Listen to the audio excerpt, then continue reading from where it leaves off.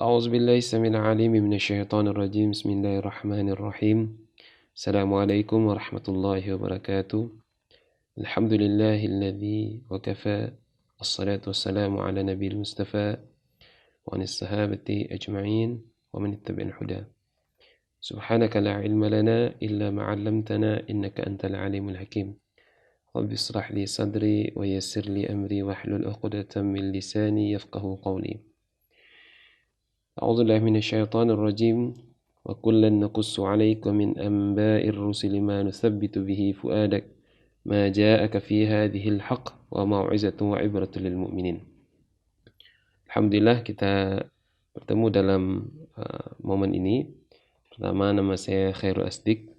Saya sebagai pembina nilai-nilai RAB ataupun Rabbani Amanah Beradab di kampus Universitas Abdurrab. Dalam kesempatan ini saya akan coba menyinggung serba sedikit mengenai pentingnya kita untuk mempelajari sejarah. Kita ketahui ya, sebagai seorang muslim, Al-Quran sebagai sumber utama kita, ya, setelahnya itu ada hadis, dan juga termasuk di hadis memberikan pesan bahwa sejarah ini adalah bagian yang sangat penting. Ya, kita temui banyak ayat di dalam Al-Quran, kemudian juga banyak kisah di dalam hadis yang Rasulullah kutip, itu bercerita tentang seputar sejarah. Ya, seperti dalam surat Yusuf ayat 111 itu, ya, laqad kana fi qasasihim ibratun lil albab. Jadi artinya kisah yang disebutkan oleh Allah Subhanahu wa taala di dalam surat Yusuf, ya, boleh katakan hampir semua surat Yusuf itu tentang sejarah, artinya menceritakan sebuah informasi sejarah. Tidaklah Allah ceritakan kisah itu kepada Rasulullah SAW, melainkan pengajaran bagi orang yang berfikir. Ini 111 ini sudah termasuk ujung dari surat Yusuf tadi. Nah, jadi ini menunjukkan bahwasanya Islam, ya, dari sumber dia tadi yaitu Al-Quran, memberikan perhatian yang sangat penting mengenai sejarah. Kemudian juga kita baca dalam literatur, ya, dalam buku-buku, ya, kemudian bahkan tidak saja dari Islam, ya, dari luar Islam, menunjukkan bahwasanya perhatian terhadap sejarah ini adalah satu hal yang sangat penting. Ya. Maka keluarlah kemudian adagium dan juga ungkapan-ungkapan, ya, seperti Historia Magistra Vitae Est katanya. Ya, ini bahasa Yunani, ya. Jadi sejarah itu adalah guru yang terbaik. Kemudian para ulama kita, para cendekiawan kita, ataupun para sarjana-sarjana dari luar Islam juga membuat ungkapan-ungkapan yang bernada sama. Ya. Seperti contoh kita ketahui sejarawan Indonesia seperti Prof. Ahmad Mansur Suryanegara menyebutkan, ya, sejarah itu adalah pikiran. Jadi apalah artinya manusia tanpa pikiran? Ya. Nah, ini menunjukkan pentingnya sejarah. Kemudian juga kita perhatikan apa yang disampaikan oleh, misalkan yang terbaru ini yang saya dapatkan, saya kutip dari halaman Facebooknya, yaitu Prof. Mulyadi Kartanegara, guru besar di UIN Jakarta, menyatakan mempelajari sejarah manusia itu ibaratkan menarik busur panah, kemudian melepaskannya. Menarik busur panah itu artinya menarik ke belakang, melihat sejarah ke belakang, untuk kemudian itu menentukan melesat atau tidaknya busur yang ataupun anak panah yang kita tembakkan. Jadi semakin tarikannya kuat, ya, maka ya capainya juga sangat jauh. Nah, dari ini kita dapat mengambil banyak sebenarnya ungkapan-ungkapan yang berkaitan dengan demikian. Nah, akan tetapi pada hari ini kita ketahui bahwasanya pengajaran sejarah itu sudah ya disebut dilupakan juga mungkin tidak, ya, tidak tepat juga disebut dilupakan. Akan tapi dia tidak menempati porsi yang sewajarnya di dalam tradisi intelektual kita. Ya, sebagai contoh, kita lihat misalnya buku Diktat pengajaran IPS di tingkat sekolah menengah pertama. Itu kajian tentang sejarah itu diletakkan di bagian yang terakhir. Ya, setelah sebelumnya dimulai adalah geografi, kemudian sosiologi, ekonomi, dan sejarah. Nah, karena dia sudah tempatnya terakhir, ya kadang namanya proses pengajaran di sekolah ya, baik itu orang libur ataupun materi di geografi durasinya kepanjangan diambil oleh guru tersebut gitu. Ya. Sehingga sejarah ini dah sisa-sisa.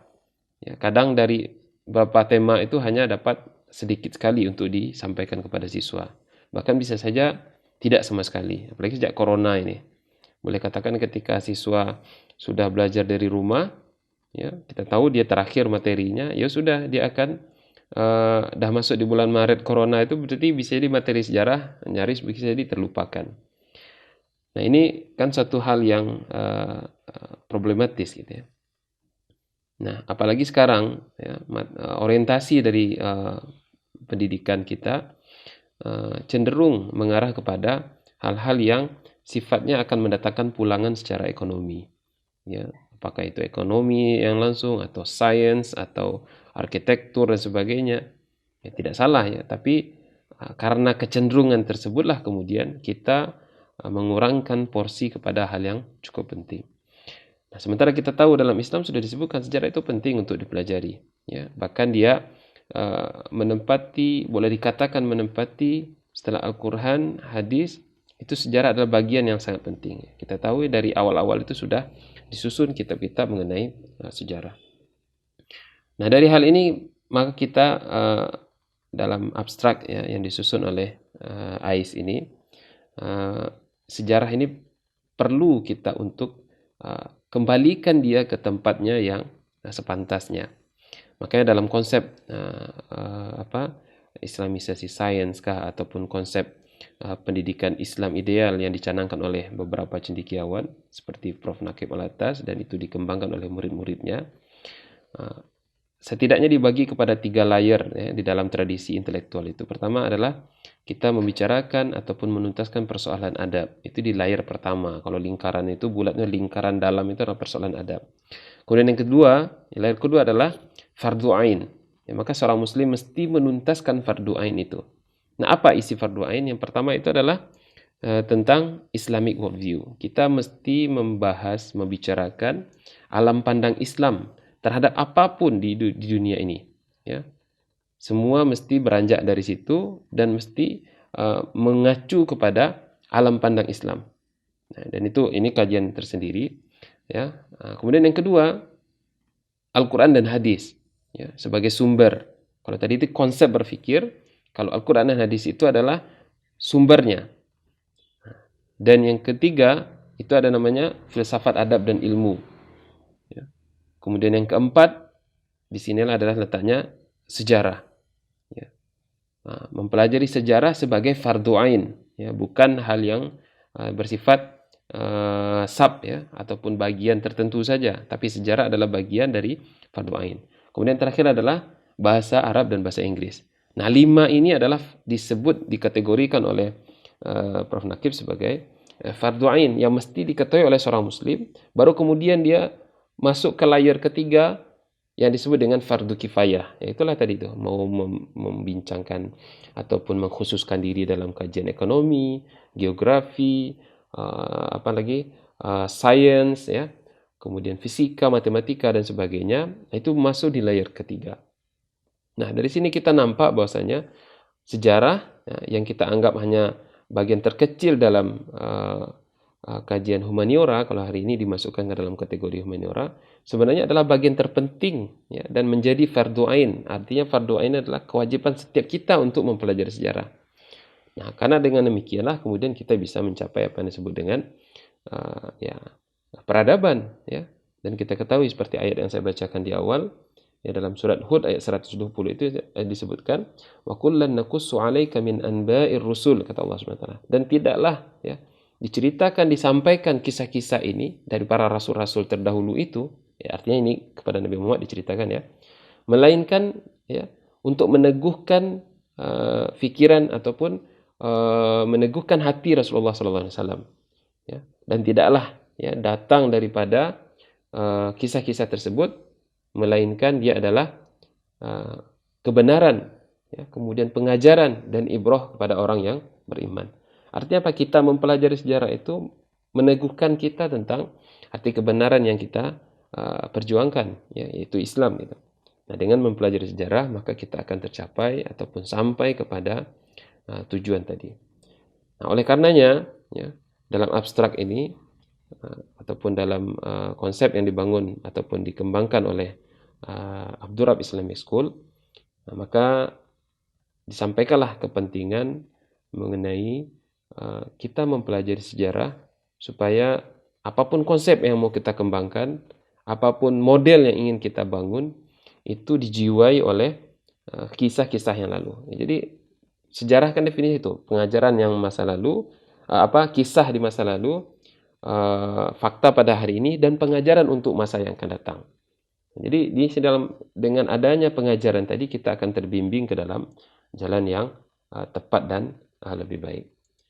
Itu saja yang mungkin dapat saya sampaikan. Wallahu a'lam bishawab.